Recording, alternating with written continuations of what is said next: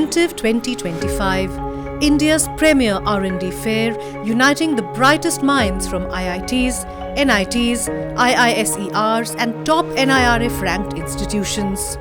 The third edition of the two-day event hosted at IIT Madras last week showcased groundbreaking advancements in artificial intelligence, machine learning, aviation, defense, space, marine technology and sustainable e-mobility. The mission to showcase breakthroughs that can transform industries, boost national security and address the world's most pressing challenges. Our goal is to improve the industry-academia relationship. We are talking about Viksit Bharat 2047. Our Honorable Prime Minister has a very wonderful dream. Our response to that is that India must be a product nation, India must be a startup nation. And if it has to be a product nation or a startup nation, or both of it, there must be a very strong relationship with industry. If academia and industry doesn't talk together, it is not going to happen. And we are now taking this as a very important agenda point for us. Today we want to make these students industry ready. Industry technologies are developing in a very big way. So we have ministry in its wisdom last year, we opened up the Swayam Plus. IIT Madras was given the opportunity to coordinate that. Today we have several industries who have put their courses there. We have 300 plus courses there. We want the students to basically take those courses. And there were 5 MOUs that were signed today, which basically those universities have said that they will allow their students to take these courses. So they become industry ready, they understand what is in the industry and then take it forward. The exhibition put up by different institutes showcased deep collaboration among students, their professors and young innovators who were given incubation facilities at these centers of learning, leading to exciting advancements in various fields including healthcare, aerospace technology, enhancing national security and space exploration capabilities. Several real-world challenges in these realms were addressed, and we met some of the minds behind these innovations. So first we have our kamikaze drone. So our kamikaze drone is a loitering munition designed for precision strike applications. So it has a payload capacity of about 6 kgs warhead, and then its expected range is around 100 kilometers.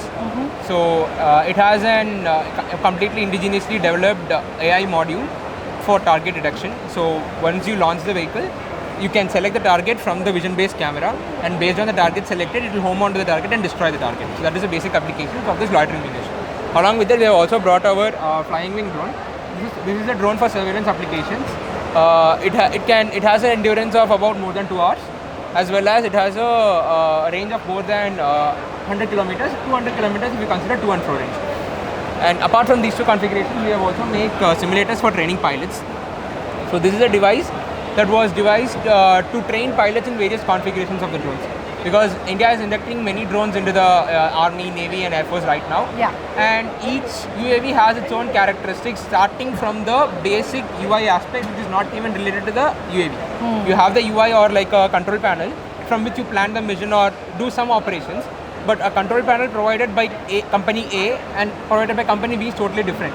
And the operator needs to be accustomed with these control panels so that he can efficiently use the drones or extract the optimal performance from the drone. So what you see here is essentially our first prototype of our magnetic field sensor. So this sensor can actually sense magnetic fields that are 1,000 times smaller than the Earth's magnetic field. And from the National Quantum Mission, we will be looking to push it down to 1,000,000 times smaller magnetic fields than the Earth's magnetic field, which is roughly about 50 microtesla range. So basically the work you're doing has geological implications. Yes, absolutely. So it has a lot of strategic implications as well as different kind of civilian kind of applications. Strategic how? Strategic because we can look towards detecting mines. So unexploded mines, as you know, is one of the biggest causes for death of our soldiers who are trying to look for these mines, right? So if we could have a tool that could sense it from a distance and tell us that there is a mine there, then this could be one of those kind of things that, so mines typically have magnetic field associated with them because they are made up of magnetic materials, and so then this could be a potential way of using magnetometer to sense these mines. In terms of mineral detection also it can play the same kind of role, because minerals typically also have magnetic field associated with them. So we can also use it for mineral detection, and also for minerals also indicate presence of oil. So it can be a potential, for oil and industry as well. My expertise is on these moving platforms.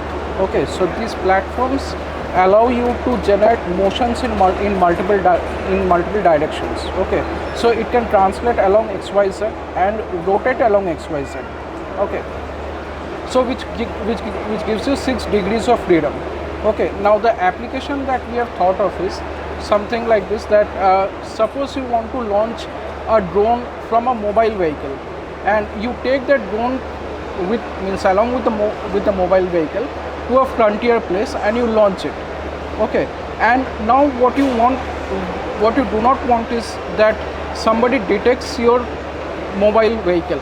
Okay, so what it will do is that the mobile vehicle will start backtracking while the drone does its job. Say it does its job in 15-20 minutes and it is successful in delivering or doing what it is doing, and then the drone starts backtracking as well. Okay, it completes the job. Now what we are targeting is this, that we want to land the drone on this vehicle which is still in motion. Okay, now as you can imagine, in some places you may not be going on flat roads. Okay, so in places where security is a concern, so you may be going through jungles and rough roads and etc. So what will happen is the vehicle will do the motions. Okay, so the landing for the drone wouldn't be a smooth one. Okay, but our application is targeted that it still lands on that vehicle. Okay, and it has 2 possibilities. So this platform may be used as a training purpose to simulate the motions of the road. That is one application. The other application is that it can act as a stabilizing platform. This is a multi-barrel loitering munition drone which we are developing indigenously. It can be powered by a turbojet and rocket assisted system. So depending on the launch system, it can be launched by a Pinaka rocket launcher which is being shown there. So it has an expandable wings which can be closed, and then once it is launched, the wings will open and it will try to glide over the area, and it can loiter around the target and hit once it is commanded the target. So it will have any additional optical IR based seeker cameras also to acquisition the target wings. What's the kind of payload? So it can carry out 20 kgs of warhead. So it weighs around 83 kgs. Total weight is around 83 kgs. Okay. How long did it take for you to develop this? So as of now, like 1.5 year is the projected timeline to develop the complete prototype. What are you expecting, and what was your experience at Inventive 2025? Did you see a lot of people interested in this? Yeah, so we see like kind of enthusiastic people in aerospace and defense domain. So they are coming up how technologies are being evolved, and also we have interacted with the different army people here. So those who are interested in such technologies. For my master's thesis, I developed this product and we got patent for this technology. And after we got patent, and we found that this technology is very beneficial for military and defense application, and especially in rescue missions because of the functionality of this device. Which is? Yeah, this device can alter its shape. It can reduce its width. Like suppose that width is too much, so passing through confined space, it can do like this. Okay, and also in between, it can hold product like some objects like this. See, so like this you can see in video also you can see. So as you can see, it's changing its shape. It's doing like this, and also as you can see here, this is gripping mechanism. Here it can grip some objects. This is all about this technology. The first product is autonomous underwater glider. So primarily this has an innovative technology called change of volume based buoyancy variancy. Because of this innovative technology, this can have long endurance. So basically it can stay in ocean for a long time. And also, since this doesn't use any thrusters or any other thing, so the noise produced is very less. So this can operate in stealth mode.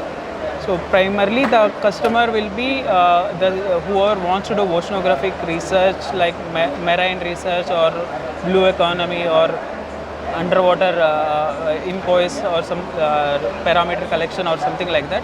And also for Navy who wants to do enemy submarines going inside, or that also can be done. Reconnaissance, is it? Reconnaissance. Yes. Inventive serves as a collaborative platform, bridging academia and industry to foster innovation and commercialization. These are not just ideas, but solutions shaping the future. And industry representatives were impressed. I'm really surprised that I didn't know about this event earlier. This is the third edition. Yeah, this is a third edition, I understand. Yeah. But look, some very, very creative products are okay, and the industry should come more often over here. And you can, there are lovely startups who require the help from the established industries, which can propel them to a different level. Right. So are you thinking of collaborating? Absolutely. I'll be thinking of funding, collaborating, all those things. I work with this venture capital investment fund called Speciale Invest. We invest in early stage, deep science and technology focused startups. So hardware is not a problem for us. We invest across space tech, climate, semiconductors, robotics, biotech, quantum computing, AI, life sciences, and so on. So you're in the right place. Very much. This is our kind of like the mecca. Because I'm also the first institutional investor, this is the stage I want to see them before pre-revenue, when the product is just an idea. And I've never been so excited about the country's innovation future as I am today. And this event just reinforces that belief. The extent, the depth of innovation that's around here is incredible. I am pretty sure there are quite a few unicorn deep tech startups waiting, somewhere around these rooms. So for me, the last 3 hours, I have been like meticulously going from one stall to other, meeting and talking to each one of them. It was evident at the event that India's quest to become a global hub for technology and manufacturing will be driven by collaborations like these. Several suggestions came from the members of the steering committee as to how we should put together the program to make it engaging for the industry, and also where the exhibitors can have a maximum impact, showcasing their technologies to the industry. So while academia needs to understand real-world problems, the industry also needs to look at how they can indulge in high-quality R&D efforts. Rather than just looking at short-term solutions, they also need to open their mindset about collaborating with academia for high-level R&D. I think that's something which we hope to achieve with this. The breakthroughs showcased at Inventive, the melting pot of ideas and partnerships, is sure to pave the way for a self-reliant and technologically empowered nation. With Arima Negi, Nilanjana Banerjee for StratNewsGlobal.tech.